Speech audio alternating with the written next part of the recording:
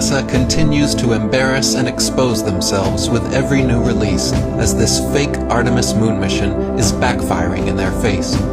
More and more people are questioning the anomalies and seeing the inconsistencies between what NASA says and does.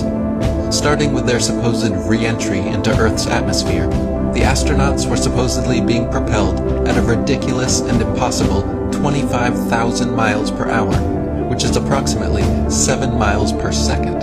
The idea that humans can move at such a speed without having their organs crushed, losing consciousness, having irreparable damage done to their bodies, or outright death, is a leap of logic NASA fanboys hurtle over without a second thought. NASA is claiming these astronauts withstood speeds of over Mach 32, which is 5 times faster than the world record, Mach 6.72, set by William Knight, flying an X-15A2 rocket-powered jet. This has remained the highest speed ever attained by a piloted, air-breathing aircraft since 1967, unless you include NASA and their superhuman astronauts who are able to break that record 5 times, no problem. While their spacecraft was allegedly propelling the astronauts back to Earth at 7 miles per second, they claimed the craft heated up to 2,800 degrees Celsius, or 5,000 degrees Fahrenheit. To give you an idea at how ridiculously hot that is, erupting lava is around 1,000 degrees Celsius, or 2,000 Fahrenheit. So NASA is claiming this craft and its occupants endured heat 2.5 times hotter than molten lava during their re-entry. Next, they claim a series of parachutes shot out the back of the craft along with the drag of the Earth's atmosphere were somehow able to successfully slow them down from 25,000 miles per hour down to a smooth 20 miles per hour and plop down safely in the ocean. But if you take something out of a scorching hot temperature and dunk it into water, what happens? There should be a huge mass of steam rising around the craft when it hits the water, if it was really so hot. Instead, what do we see? Not even a trace of any steam whatsoever.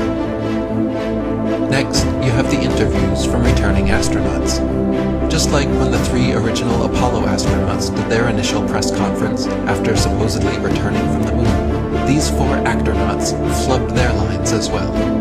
As Christina Koch smiles from ear to ear, unable to hide her duper's delight, talking some New World Order crap about how we're all one crew on Spaceship Earth, she pauses for approximately 20 cringe-inducing, awkward beyond belief seconds, laughs, and says, "Uh-oh," before finally continuing her speech. And honestly, what struck me wasn't necessarily just Earth, it was all the blackness around it. Earth was just this lifeboat hanging undisturbingly in the universe.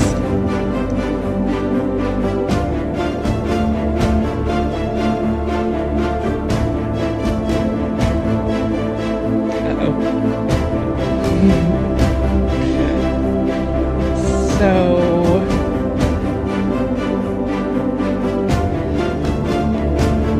I may have not learned, I know I haven't learned, everything that this journey has yet to teach me.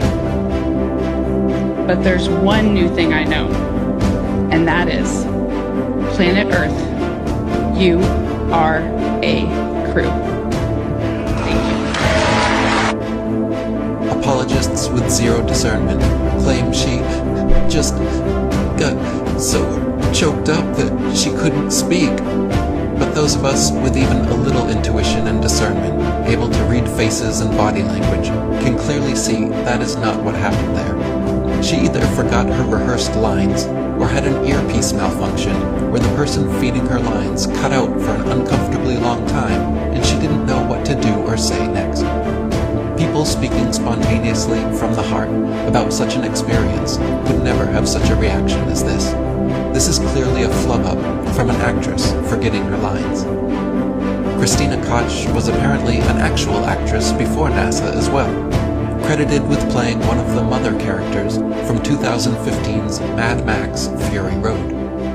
And just to show how interconnected the NASA actornaughts are with their Hollywood counterparts, Here you can see the Artemis crew just hanging out with Tom Hanks, who featured in the popular Apollo 13 film. And here they are in a photo op with Ryan Gosling, also playing the role of an astronaut in the new Project Hail Mary film. These are all actors, just hanging out with each other.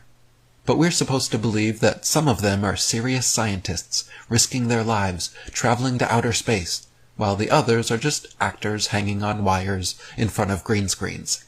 But the reality is, all of them are actors, just from different studios, and that is why these kind of photo ops even happen in the first place. Now that Christina has been back for a week, footage has come out of her in physical therapy, where apparently her ability to walk has reverted from when she was bouncing around back and forth on the stage on her first day back talking about how we're all one big Earth crew, to now where she can't even walk a straight line without falling down and having more duper's delight while she does so. She's laughing at her own ridiculously bad acting, but of course NASA apologist fanboys will claim she's just a brave, stoic warrior putting on a strong, happy face. Why would you have no problem walking when you first got back to Earth, but then a week later be stumbling all over yourself to this degree? Again, a little bit of intuition, discernment, and critical thinking goes a long way. Last but not least, let's go back to the spacecraft and watch Christina playing with the little stuffed toy the astronauts couldn't seem to put down the entire mission. Notice how her arms and hands leave shadows over her legs, because they are, of course, physical objects in 3D space, affected by light and shadow. The little stuffed toy, however, which is a digital artifact being interacted with in real time through augmented virtual reality, shows no shadow on her leg, because it doesn't physically exist to cast a shadow. If you missed my last video showing how NASA astronauts use augmented virtual reality technology to fake like they are interacting with floating objects, be sure to watch that one next.